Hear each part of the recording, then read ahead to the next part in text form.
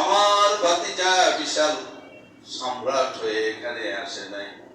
এটা মুলকিয়াত নয়, এটা বাদশাহিয়াত, এটা সুলতানিয়াত নয়, এর নাম হলো রিসালাত।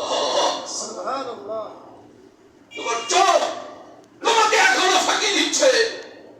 তিনি যদি স্বৈরাচারী স্বেচ্ছাচারী রাজা এবং বাদশাহ হয়ে মক্কায় অ্যাটাক করার জন্য আসতেন, আবু সুফিয়ান তোমার ঘাড়ের উপরে এতক্ষণ পর্যন্ত কল্যাণ থাকার কথা না।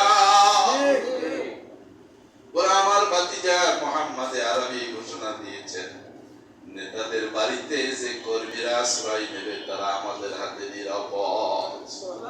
নাম ধরে ধরে বললেন, আবু সুফিয়ানের বাড়িতে যারা আশ্রয় নেবে সাহাবীরা কেউ তাকে একটু কিছু বলবে না, টাচও করবে না।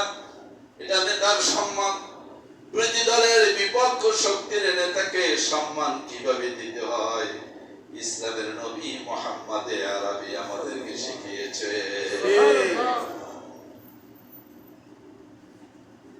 গত জুমায় ম্যাডাম খালেদা